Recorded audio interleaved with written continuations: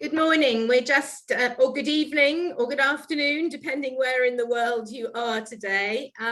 We're just leaving a few seconds to let people come into the room and get settled. It would be really good if at this stage, because of the volume of people attending the webinar, if you don't mind turning off your screen, that would be great. I think everybody is on mute.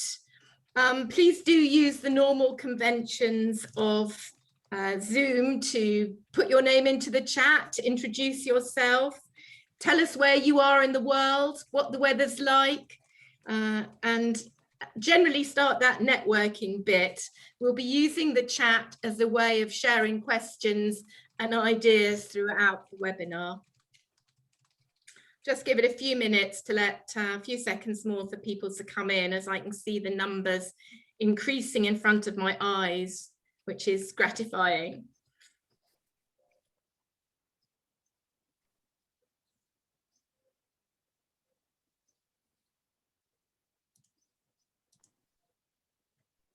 Okay, so let's make a start. Good morning, good afternoon, good evening to everybody taking part in this first International Think Tank webinar brought to you by the International Career Development Peak Body Network. That's quite a mouthful with lots of internationals in, but I'll explain a little bit about who we are and what we're hoping to do.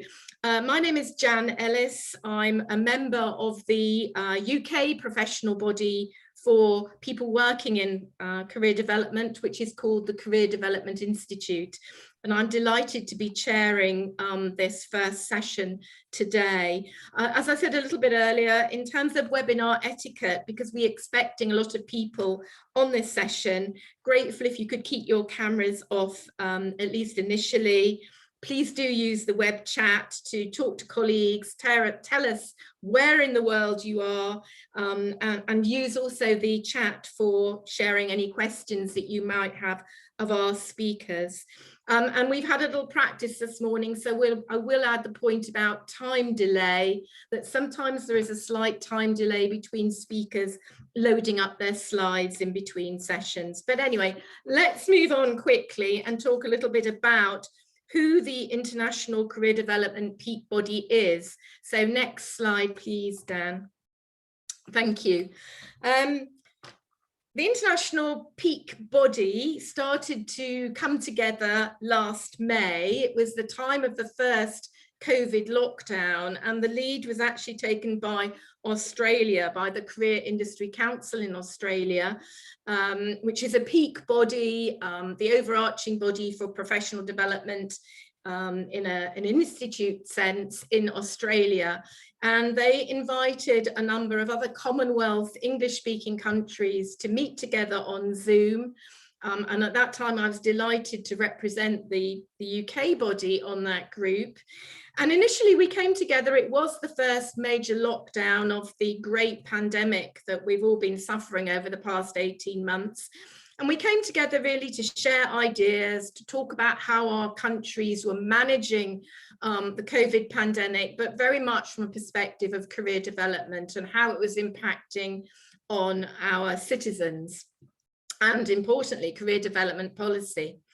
So the members of the group, you can see the logos at the bottom of the slide, and this is just so far that we're very open to more countries joining us. But Australia, there you can see by the logo, the UK, excuse me, the Canadian Career Development Foundation, New Zealand, and the South African Career Development Association. So those are the professional bodies represented by this overarching peak body. And the focus, as I said, was that we came together to talk about how we could support each other, what our communities were doing in the light of the pandemic, how it was impacting on career development professionals. And we came up with the idea that it would be very nice if we could do more to share good practice with colleagues working in our countries. And that's how the International Think Tank webinar series was actually born. Next slide, please, Dan. So We planned initially to offer 5 webinars, and that's our plan going forward. So the idea is that we're inviting career thought leaders from around the world to contribute to the debate that will inform all career development professionals about our developing roles in a post-COVID world. The series initially has got up to 5 topics, and you can see them listed there. Today is the first one, where we're focusing on who we are as a profession, the history of career development, a bit about our professional identity, and finishing with discussion around the importance of professional development and training for our sector. The second webinar, which we hope we'll be putting on in 3 or 4 months' time, will focus on theory and practice, and a different nation will take the opportunity to lead that. So it might be that you're on the receiving end of a recorded version of the webinar rather than taking part if the hours really don't work out for you from an international perspective. The third session we'll be doing will focus on policy and the whole political climate. The fourth on equality, diversity and inclusion. And we'll finish this first series, and I say first series because we've got ideas to do more, looking at social justice and advocacy. And the format, as you've seen from our first email, is that we'll be inviting at least 3 speakers to each of these sessions to present on these topics. And I'm delighted that we're starting the first webinar with 3 really big hitters. These are people known as career leaders, career thought leaders in our sector. Dr. Mary McMahon, Associate Professor from the University of Queensland School of Education in Australia. Dr. Siobhan Neary, who is Associate Professor and Head of the International Centre for Guidance Studies at the University of Derby in the UK. And finishing with Dr. Spencer Niles, who's Professor and Dean Emeritus at the School of Education at the College of William and Mary in Williamsburg in the States. So really 3 big, great speakers today. And without more ado, because I don't want to take up their time, I'm going to invite Dr. Mary McMahon from the University of Queensland to start our presentation today with a focus on the history of the career development profession. Mary, lovely to have you here today. Thank you.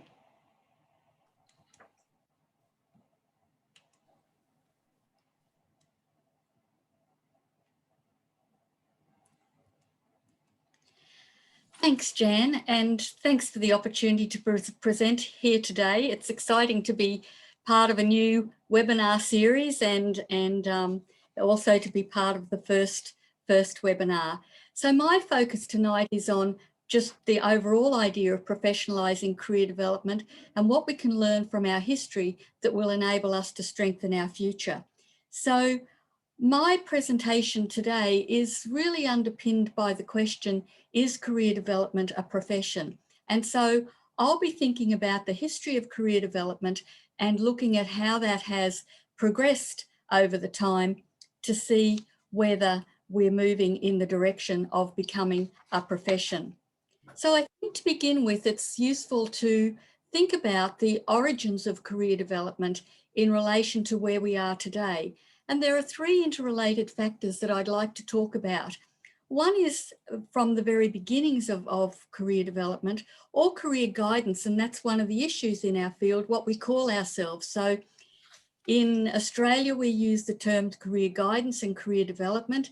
I know in Europe and the UK, career guidance is probably the dominant sort of term, and in Canada and the US, career development. So with whatever you call our profession, the original underpinnings of it was in the social reform movement in the late 1800s and early 1900s.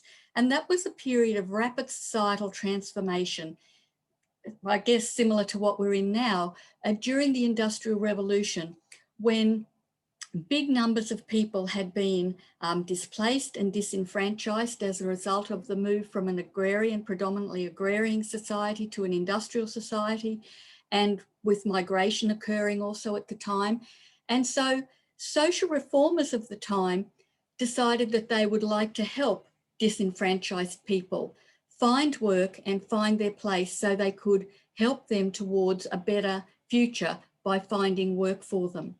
So people came into the field from a range of different professions, and some were philanthropists, some were from other fields, but all trying to help disenfranchised people. And another sort of historical part about career development that I think is important is that once the field started to show what it could do, policymakers became interested in the field because they saw that career development could potentially help them with their labour market goals and their social inclusion policies. And so they began to develop programs, and in the UK they developed a bureau to help families and young people to try to keep young people at school longer, so their prospects when they left school were better than if they left school early. So there was a very early link between career guidance or career development, whatever we call it, and policy. And so in 1998, Tony Watts called career guidance a soft policy instrument, and that term subsequently been used by Tristram Hooley and his colleagues because policymakers recognised a link between what the sort of work that our field does and their social inclusion, educational and labour market policy agendas. And that has had implications for our field throughout time because, as we know, when governments are elected, re-elected or whatever, things are in favour, things are out of favour. So funding comes, funding goes, policies come, policies go, and programs come and go as well as a result of that. So underpinning our field from the very beginning was the value of social justice, because it was, our field emanated out of the social reform movement and social justice was at its heart, and it's always remained at our heart. And that means that people coming into our field came from related professions. So we have people coming into our field from social work, psychology, education. All of those people have skills that and knowledge that is relevant in part, but not entirely.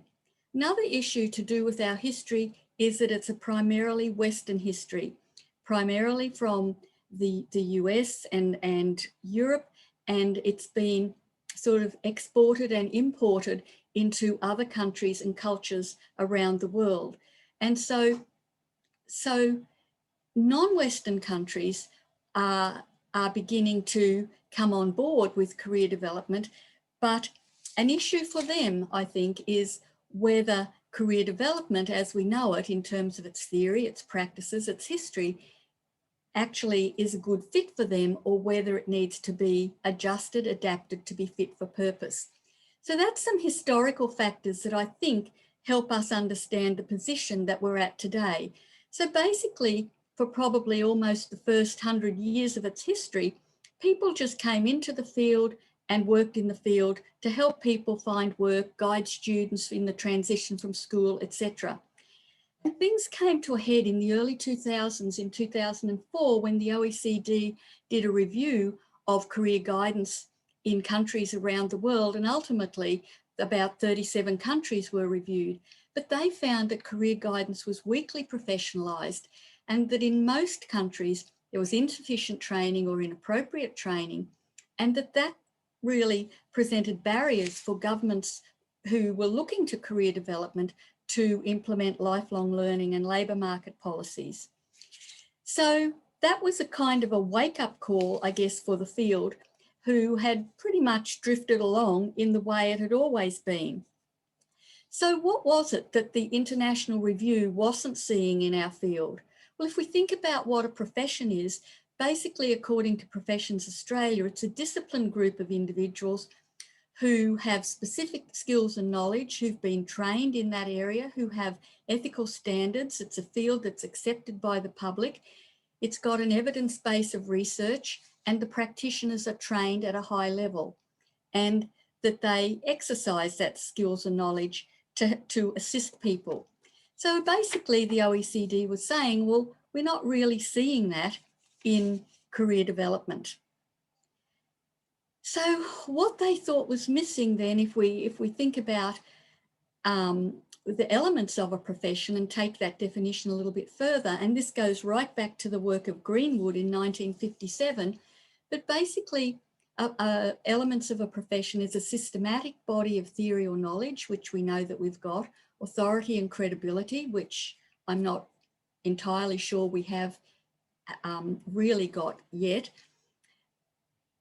recognition of community sanction or regulation of its members. We've got some of that happening and some of it's sort of in the pipeline, codes of ethics and a professional culture.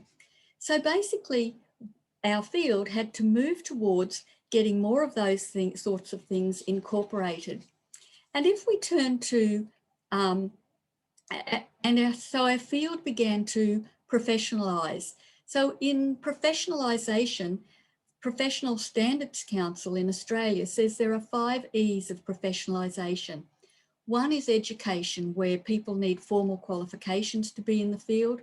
Another is ethics, that they need to be working according to an ethical code that protects the public and protects them. And experience, that they come into the field with the capabilities that they need to actually do the work. And that has to be subject to examination, whether there's some sort of assurance process to ensure that all of those 3 things happen. And so if we're going to have that sort of examination and assurance process, we need some entity to oversee it. And that's where a lot of the professional associations that we belong to come in, because I know the CDI in England, the NCDA in the US, CICA in Australia have all brought in professional standards. And in non-Western countries as well, like Vietnam and South Africa, standards are being introduced and implemented. So the way that the field has professionalised is through professional standards, which, depending on where you look in the world, they basically include something about terminology, who belongs in the profession, what ethical code we work by, what are the entry-level qualifications, what are our continuing professional development requirements, and what sort of competencies do we need to work in the field. So most professional standards will cover most of those things. So in essence, what professional standards do is define the industry, they guide entry into the industry, they say what skills and knowledge we need, and in turn that provides a foundation for training. It provides some assurance to the public, and it requires people practitioners to have continuing professional development. And so with those things in place, then we can begin to assume that a professional identity is being developed for the field itself and also for the people in the field. And so basically professional identity, and I know Siobhan's going to talk more about this later, but it's how people define themselves in their role, but it's about being connected with professional knowledge. It's about the titles that we use, and it's about the expertise that we hold. And all of those things go to comprise professional identity at the level of the association or the field, and also for the individuals. So we could then say, well, does it matter? Do we need professional standards? Could we get there without professional standards?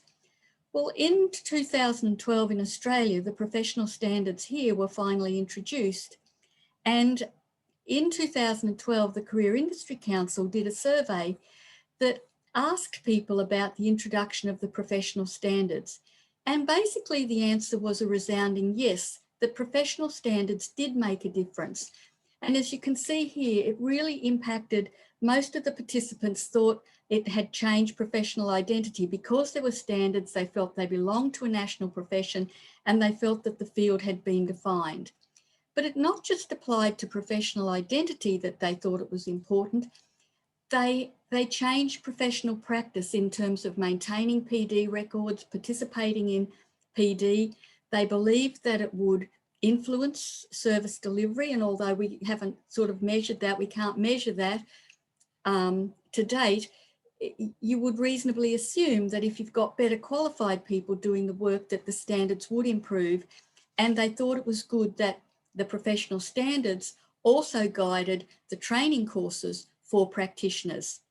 So the answer to the question, do professional standards make a difference, was answered with a resounding yes in the Australian context. So I come back as I move towards the end of my presentation here. I come back to the question I asked at the beginning: is career development a profession? And I think then we need to think, well, we still got multiple titles in the field. In that survey that I just presented some brief results from, people identified themselves by 20 different terms. And that's very confusing for policymakers. It's very confusing for the general public, and it can be confusing in the field as well, because we don't know who's doing what and what's different between those titles. We still have people in my country coming into the field through other pathways despite the professional standards, because most employing authorities don't require people to be appropriately trained. So the identity of the profession is still shaping. And public acceptance of the profession, I'm not sure that enough of the public still would see us as the first port of call if they lost their job, or if they needed assistance, if they were unhappy at work or whatever. They might turn elsewhere or turn to their network, but I'm not entirely sure that they would turn to us. And in an international research I did some years ago with some colleagues on career development of women, none of the women from 9 different countries had gone to a career guidance practitioner. And as I said before, as it internationalizes in our field, we need to think about whether our Western methods are appropriate in non-Western settings. So to return to my title, Professionalising Career Development, Learning from History and Strengthening the Future, I think we can think about where we are now in terms of where we came from. And we've certainly come a long way, and particularly in about the last 20 years, we've come a very long way. And that foundation that we're building through professional standards is really helping to strengthen our future and our identity as a profession. So that brings me to the end of my presentation. I've got a reference list here from where I've sourced that material, and thank you very much for your attention. Thanks, Jan. Thank you, Mary. And I am watching the chat, but we'll pick up questions, I think, at the end, because then there'll be a sort of sequence. I think people need to see the whole picture. I'm going to invite next Dr. Siobhan Neary, Associate Professor and Head of the International Guidance Studies in the UK, to take the debate and the discussion through to the next stage, which is a bit more of a focus on professional identity. Siobhan. Good morning, everybody. And I'm sitting in a quite a dull day in the UK. I'm really pleased to be able to follow on from Mary's presentation. I think I'm the jam in the sandwich today. I'm sort of connecting through what Mary has talked about in terms of professionalisation and what Spencer's going to talk about around CPD. So I'm starting with a quote that I often use, and I'll finish with the rest of the quote. But I think this is incredibly important in defining us as a profession, and that is qualifying is not the point of arrival, but the point of departure. And I think what I want to talk about in the time that I've got with you is looking at how we ensure that it's not just about those initial qualifications. I know that when I did my training 30 odd years ago, I felt that I had a good grounding in my initial training, but I learnt my professional practice from my colleagues, and that was incredibly important. And I think we often underestimate the importance of that whole community that we're part of. So the two things I'm going to look at are sort of developing a professional identity.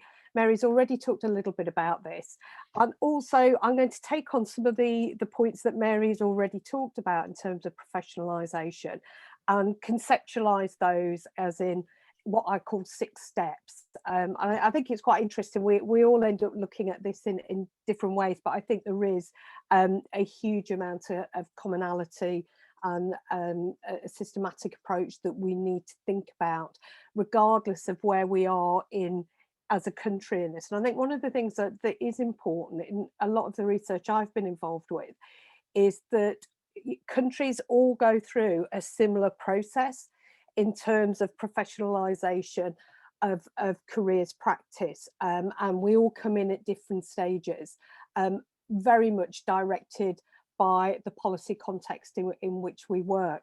And I think that's one of the things that we do need to think about, is the individual context that we as practitioners work in, the evolution of our profession within our particular country, and also how that all connects through in terms of the status and control that we have over the profession that we're involved with, which is something we spend a lot of time talking about. So I will start with my definition of professional identity. There are many out there, and I'm very happy to connect people to others, but I think it's as simple as the concept of how we perceive ourselves within the occupational context that we work in, and how we communicate this to others. And when I've talked to practitioners about this a lot, they've often really struggled to think about having a professional identity, or what it actually means to them. And I think part of the challenge, and Mary's already alluded to this, is around nomenclature and terminology, and the fact that we have multiple terms that we continue to use to name the activities that we're involved in, and to describe the activities that we do. And just in England alone, I did a piece of work with the CDI some years ago, where we analysed job descriptions over a period of a month, and we came up with something like 103 different job titles. Just on a piece of work within higher education careers services over the last couple of months, and again we had, I think we had 25 different job titles being used. And so I think that these differentiations can potentially act as a divide, and we do need to think very carefully and be clear about what we're talking about. So professional identity is something we need to talk more about in the profession, and to understand who we are and what we do, and the messages that we're communicating widely about the work that we do. So moving on, so professional identity is not something that automatically evolves. There are a number of different drivers that contribute and influence. So the work by Ibarra, what she suggests is that it evolves through socialization and observation of peers. And I think this is particularly interesting, because I think this is one of the things that was hugely influential for me, was learning from my colleagues and observing people and trying on, you know, what their professional identity was like, and testing it out. And I think we don't necessarily always have the opportunity to do that, because I think in England in particular, I think careers work has become quite isolating.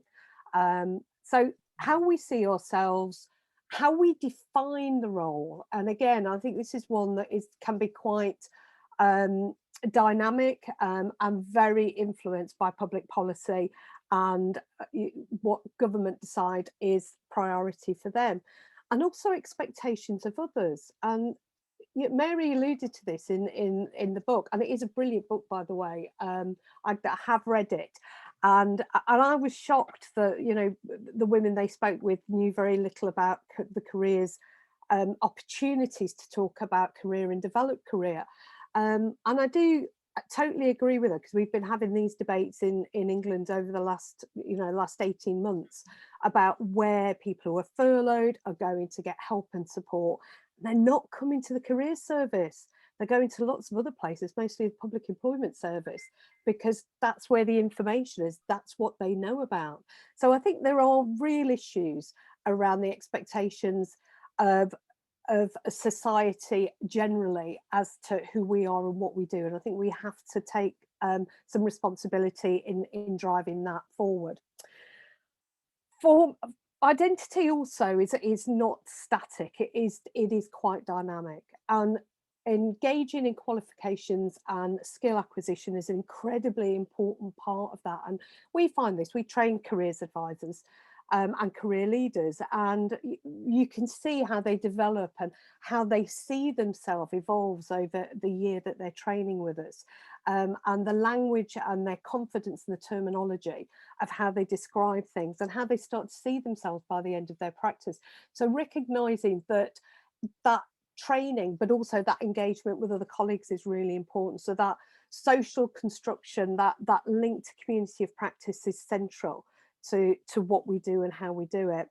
So as I've said already, that external recognition is an important part. And I think, you know, we've done some work looking at how that's evolved in different countries. And it is massively varied. You know, there are some countries where careers provision is highly structured, highly embedded in all of, you know, policy. Scotland is a really good example of that, as is, you know, a lot of the work that's going on in the Nordic countries, in Norway, for example. So what Brown's telling us is that occupational professional identity is forming and reforming regularly based on the drivers that are influencing the practice and what we're involved with. So I'm just going to take some of the concepts that Mary talked about a little bit further and talk a little bit more about initial training as well.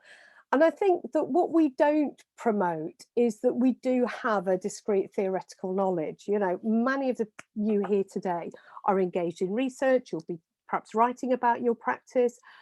We have a huge body of literature. We are developing the evidence base continually. We're hoping in the UK to do something that's collecting all of that together. But we don't necessarily promote what we've that there is this discrete knowledge as effectively as we could do. Consistency of practice, as Mary's talked about, the standards is incredibly important in ensuring that people coming in have the training, skills, the knowledge, the behaviours, the attitudes that we need, and also that we have a diverse workforce. We have a workforce in our country that is very white, very female, very middle-aged, very like me, and that's something we need to think about. We need to do much more to ensure that the clients that we're working with see a workforce that looks like them and reflects them, and their cultural issues and their life experience as well. So quality assurance, again, within this, something we've engaged extensively with through many countries. We're currently in the UK at the moment redeveloping our matrix quality assurance standard for information advice and guidance, and that's going to again be inclusive of the thinking that is shaping careers practice at this moment. I don't want to spend too long on CPD because I know Spencer's going to talk about that, but I do think it's important to think about the CPD is not just about you as the practitioner. It's incredibly important, but it's also about how engaging in CPD benefits your clients, how it enables them to get the best service, get the best practice that's available to them. And it's also about the profession, being able to demonstrate we are a profession that is evolving, that we are taking on the evidence, that we are adapting our practice to ensure that we are meeting the needs. You know, the needs of the clients I worked with 30 years ago are very different to the needs of the clients I would be working with today. Continual professional development builds personal and professional esteem. Really important to ensure that we are developing. And interestingly, research that I've done, practitioners who engaged in CPD saw their colleagues who didn't as not being professionals. And I think that's an important thing to think about. And again, it's the engaging regularly. And I think proactivity in CPD is very important. I think we have a culture quite often of passive engagement where, and again, research I've done has suggested that that if it's not paid for, if I'm not given time to do it within the workplace, then I'm not going to do it. And, I think we have to question whether that is a professional attitude in this day and age. So that might be controversial for some, but I think as all professions, you own your professional practice and what you do to ensure that is the best it can be. And it should be a partnership between you and your employer, but increasingly many of us are working self-employed. So, that sort of psychological contract is not necessarily there anymore. We also should be looking at recording and reflecting, and also looking at ways of how we can ensure that our work is evolving, and there is evidence of the impact. And communities of practice is hugely important. And again, that's something the Career Development Institute in the UK has worked really hard on. So the professional bodies are a key part of all of this. And I think this, this International Career Development National Peak Body Network is incredibly important. I think the opportunity to bring and share a collective voice is going to help move professionalisation forward much quicker.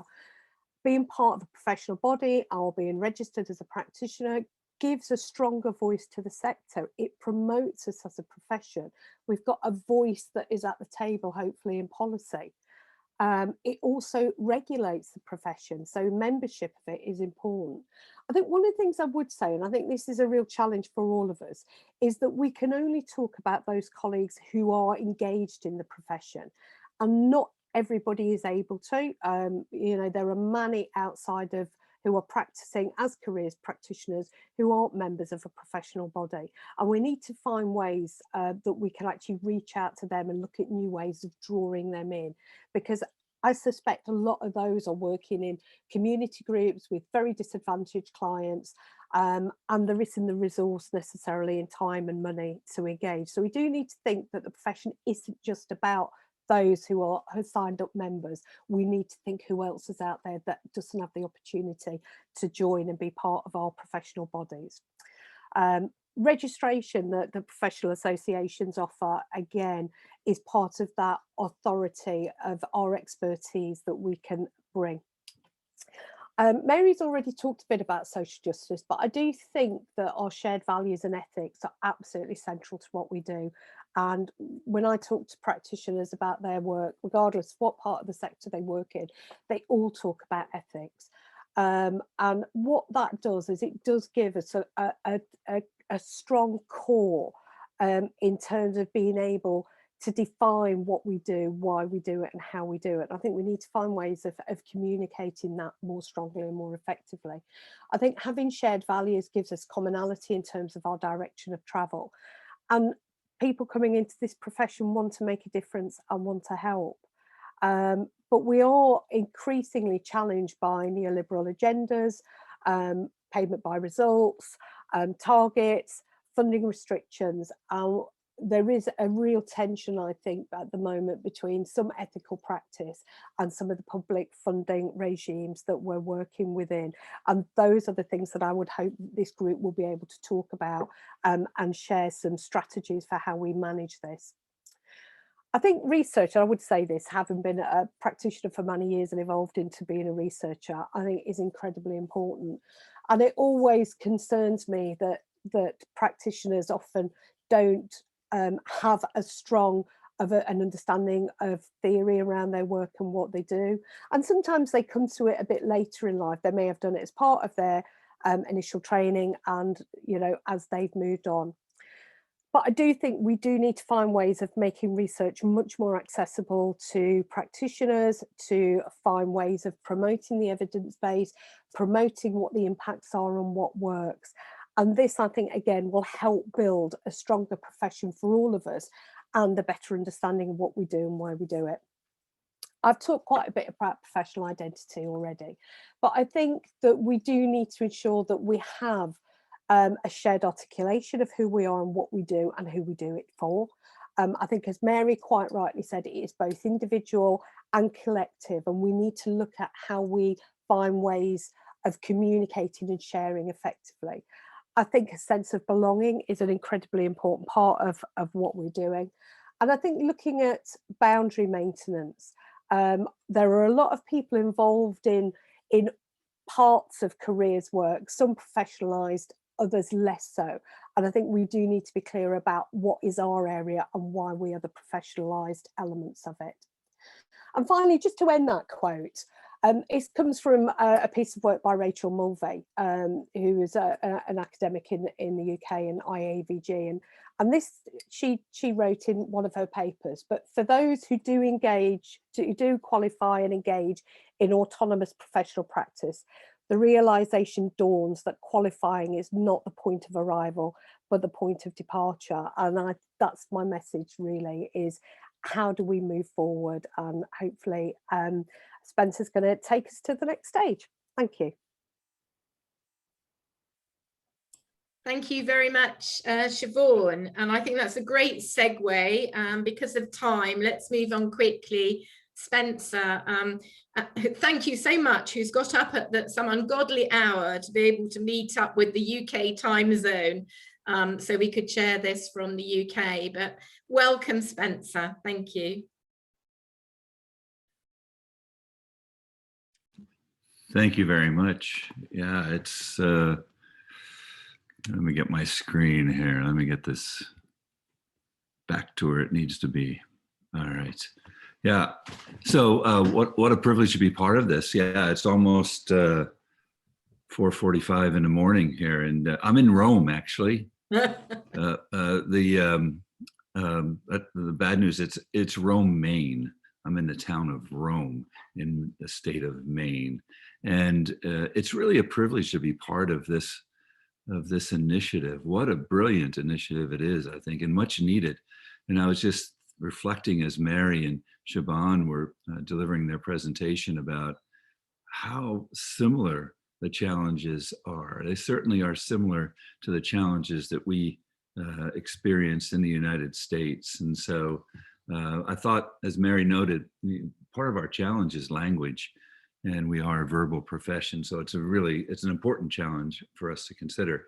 And so I just wanted to focus on this definition that certainly fits in the States, but I'm not so sure how well it might other places. But so we train practitioners to impact the career development of the students and the clients with whom we work.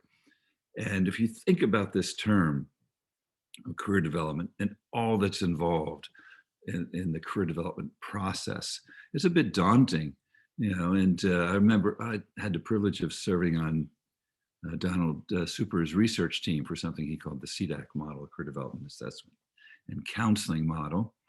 And I remember having a conversation with Don when he said, no one theory of career development could possibly do it all, and that we need to take bits and pieces from theories, which I thought was really impressive that Don was acknowledging that. And that's at a time when there were lots of wars going on among career development theorists, but he was very much aware of the fact we need to look at the best from anywhere that we can draw upon to use to help our clients advance in their career development. And just some basics related to that, if it's okay, because I think it has implications for the kind of training we engage in and what's important to stay mindful of. You know, it was not that long ago when there was a bit of a debate, at least in the States, about how personal is career counseling. We use the counseling word quite a bit in the States. And I think it's pretty obvious that it's an essential aspect of human development, that we need to stay linked with career development and human development. In that, and certainly connects, I think, to everyone we work with their intersectionality of identities related to culture, related to socioeconomic status, educational level, etc.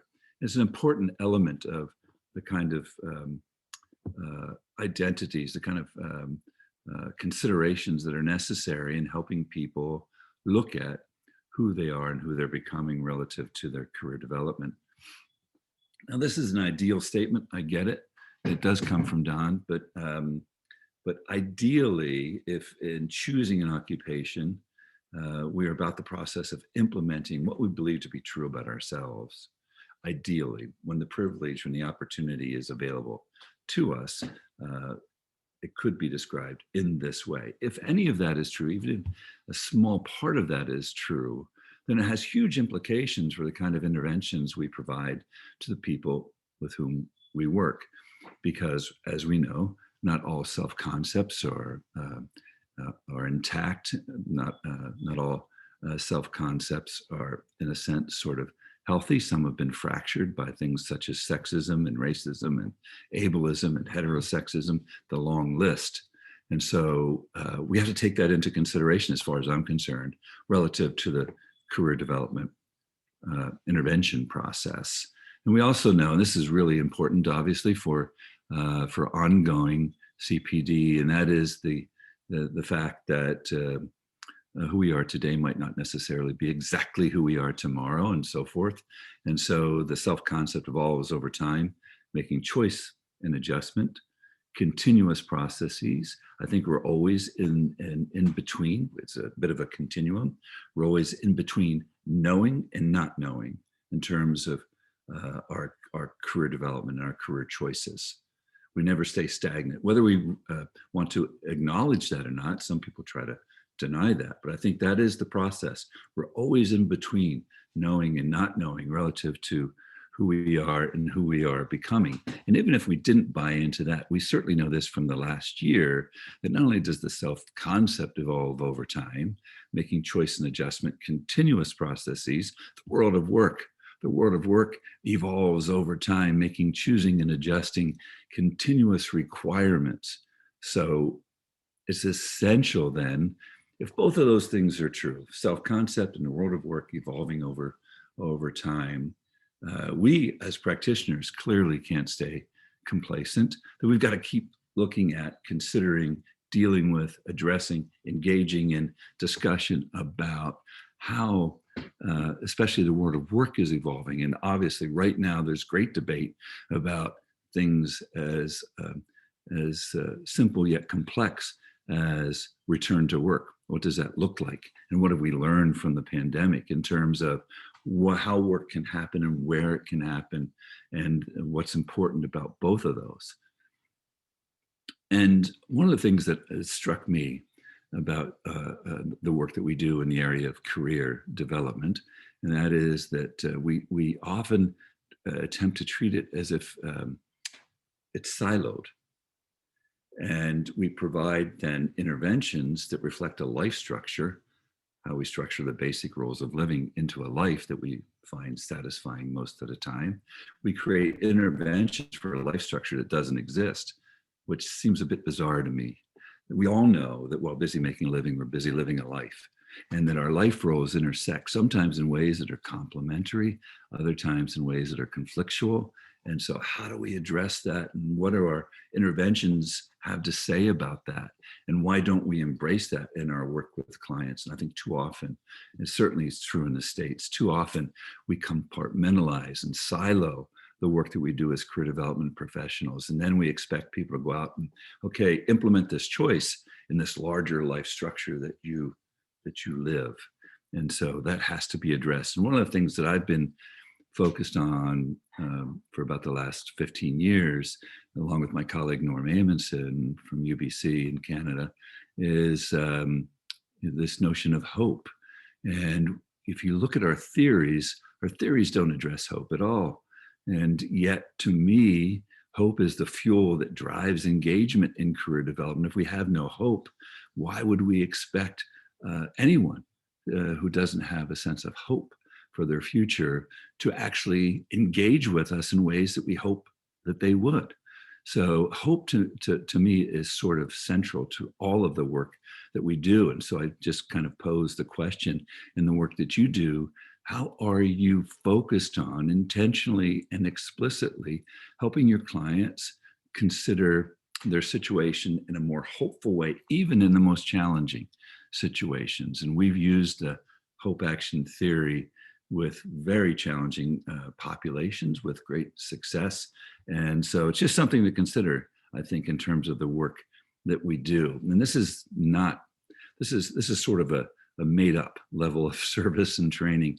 It certainly applies in the States. And as I thought about it for our time together today, I thought, wow, there really are kind of like three levels of this. And the most basic level is this sort of information provision that we prepare people at a very minimal level to provide information to the people that they work with. A lot of times that's occupational and educational information.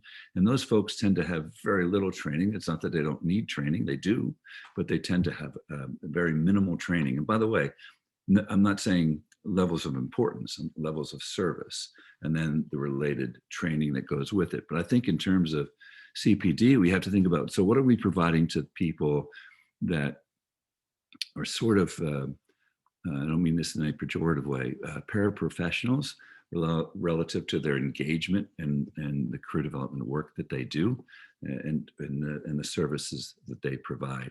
There's also sort of a second level, which in which people maybe have a bit more training and are a bit more involved in things such as basic assessment and helping people develop self-awareness, self-knowledge, and connect that to occupational and educational opportunities. And it tends to have a focus, levels 1 and 2, on career and decision. That is, help people get the information that they need, and they'll be able to proceed to make and then implement a career choice. And so there's that level. And then the third level, which is what I've been involved with in terms of the training that I've provided and the work that I've done, is really a level that carries with it a bit more advanced training, especially in the area of counseling for career development. And it's the area in which people can really help others deal with not only career indecision, but career indecisiveness. That is, the blocks that they experience relative to moving forward in their careers. It could be self-esteem, it could be, pressure from family, it could be various contextual influences that shape their career development. And this has a bit of a psychological or counseling orientation to it relative to the career development process, because I think there really are a few things more personal than a career choice to a person, and that we know when career situations go awry that a lot of negative fallout occurs in terms of abuse, both partner abuse, substance abuse, depression, suicide. A lot of negative things occur. So that's the place, I think, in which this sort of level of service can be provided. And I think, training for each of these levels is so essential. And we have our national associations, as has been mentioned, that help others move forward in their training related to this. I think one of the challenges, though, is that it's very difficult for folks to stay in their lane related to training and service that they provide. It's very quickly, I think, that when somebody is struggling with their career development, that it really moves into a level that requires somebody at that third level of training. And I will say in the States that I think, especially in the National Career Development Association, we have focused primarily on this level 1 and 2. I think we've largely, to our own detriment, ignored level 3 training and CPD for people at level 3. That others would disagree with me, perhaps. But having served as president of the National Career Development Association twice, my sense is that this is the challenge that we really face in the States, and that is the elevation of the professionalization. We've talked about that quite a bit. I think it's so important, and so important for the States in my context, is that we've got to look at ways to really translate, as Mary was saying, the work that we do into a profession to which we belong.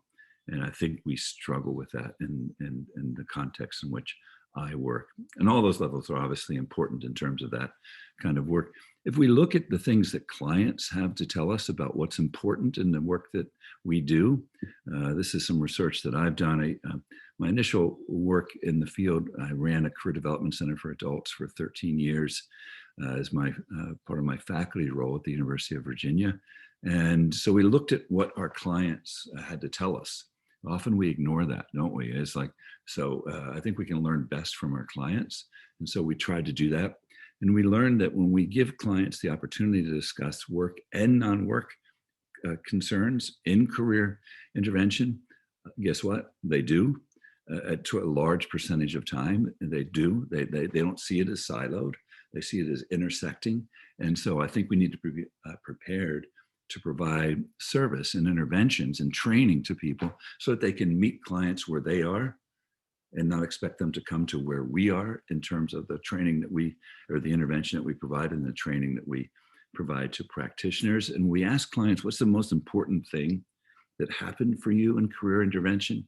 They will say, my career practitioner listened to me, my career practitioner supported me and provided me a safe space to ask any question I needed to ask about who I am and who I am becoming relative to my career development. And I think that's so important that then we provide training and a service that acknowledges that important, I think, fact. And so to me, a few essential competencies that we need to focus on in terms of CPD is helping people understand, how do you create an effective therapeutic alliance? How do you prepare people to not only address the objective element of career, which we've been so good at in terms of testing and telling and all that kind of stuff that's characterized our profession, I think, for its first 100 years. But I think more importantly, there's been this shift that's occurred from from objective to subjective, which really brings in the importance of cultural humility and cultural competence and sensitivity to that, embracing that ourselves as practitioners, and then being able to navigate that in terms of our work with clients who come to us from different cultural backgrounds. And the one that is so obvious that we've been doing so long is connecting clients to the services that they need. And then again, situating our career interventions not into a false sort of context, but into the context in which our clients live. So I think these are all challenges for CPD and providing training to people that I think we need to address. Shameless self-promotion here. My colleagues and I are doing this training in hope action theory and practice. We'll be doing one for our fantastic colleagues in Australia coming up, but it's open to anybody across the world. And if you're interested, I hope you will join us. And that's it. I'll stop there. I know we're running out of time. Thank you very much to all of our speakers. And I think if I've learned anything for the network going forward, we need to increase the amount of time we set for these webinars, because lots of questions coming through and not a lot of time to cover some of the detail. But I wonder if Mary and Siobhan would put their cameras on and Spencer keep his camera on, and we can just have a little bit of time in the last moments to pick up on a few of the issues that you raised. And I'd like to ask each of you to respond to this question. How, from your perspective, do we actually speed up the process of professionalisation for career development practitioners, sort of from a global sense and from our own country, specific countries in which you operate sense? Mary, could I ask you to start?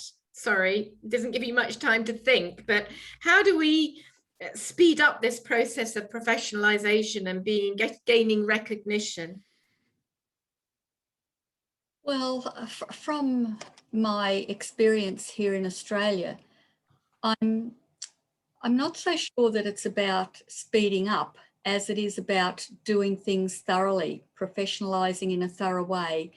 And the things that we found in Australia was the importance of communicating with people about the value of professionalising and professional standards, and trying to have an inclusive process in that to bring people on board, to make them want to be part of the field. So I'm not sure it's about speeding up. I think it's about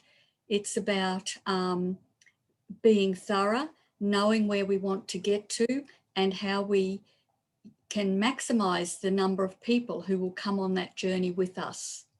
So we have to be able to, I guess, explain what the benefits are of what we're doing. So I'll leave it there to give others a go. Thank you. Siobhan, do you have a perspective? Yeah, I agree with Mary. But I think I totally agree. It's about thoroughness, but it's also about multi-pronged approaches.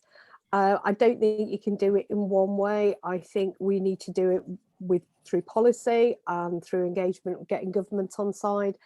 But we also need to do it at grassroots level with practice and clients promoting the benefits that they've got. I think we too often hear, you know, the challenge of, well, the careers advisor didn't listen to me. So, you know, what Spencer was talking about was so important, really. And I think also about empowering practitioners and autonomy for practitioners. I think increasingly practitioners are being constrained by the funding regulations in which they're working in, which are deemed to better support clients, but I'd seriously question that. So I think it's multi-approaches. Okay, and Spencer, anything you would add to that? I simply would agree with Siobhan and Mary in terms of their important points related to that question. And I think we have a huge task ahead of us in terms of educating stakeholders about career intervention, what it's about, how complex it is, that in the States, this sort of historical notion of rugged individualism is just ridiculous in many respects. And this notion that you know, we all do it ourselves, which tends to characterize much of the thinking in the States, is ridiculous as well, that nobody makes it alone, and we all rely upon each other and need to collaborate and support. And that's especially true, I think, in terms of career intervention. Thank you. And probably just one more question, because we are past the 10 o'clock mark, but it's you're such rich experts. I want to try and get another question in. So in terms of this, several people have talked about this morning, this issue of job titles and the multiplicity of job titles and roles out there. Have any of our speakers got any thoughts on what we should be trying to do about that in each of our countries to try and get more leverage or rationalize things out there? Any thoughts? Please just speak. I think it's something we're looking at seriously in the UK, and I know David Morgan's already mentioned that in the chat. It is incredibly difficult because the philosophy of our government is about employers decide what they need. So, you know, how do you come along and challenge, say, well, no, this is the title you've got to use? You know, I think that is really, really difficult. I think what we need to have is, you know, what Spencer was talking about is greater clarity around the different activities and the types of roles that deliver those activities and what the training and qualifications are to do that. And I think if we can streamline that in partnership, in alliance with other parts of the sector, because you know, we're a very broad church, so trying to get an alignment across all of that is always going to be a challenge. But I think if there are ways that we can have a greater a clearer taxonomy in terms of roles and what people do and what those job titles might be, I think that would help. Okay, Spencer, anything you'd like to add? I love what Siobhan just said. I think it would be wonderful. And I think that's what this initiative, this conversation, I think, and the ones that follow are so important for our profession. And I certainly hope that we can keep it going. And I'd love to be able to participate in that. In the States, relative to this question, you know, in Virginia, there's a phrase, hot mess.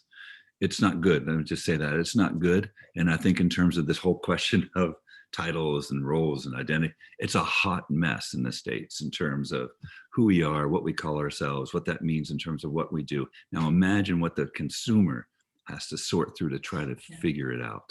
Yeah. Perhaps that's a topic for future debate, and I'm really sorry to draw it to a conclusion here.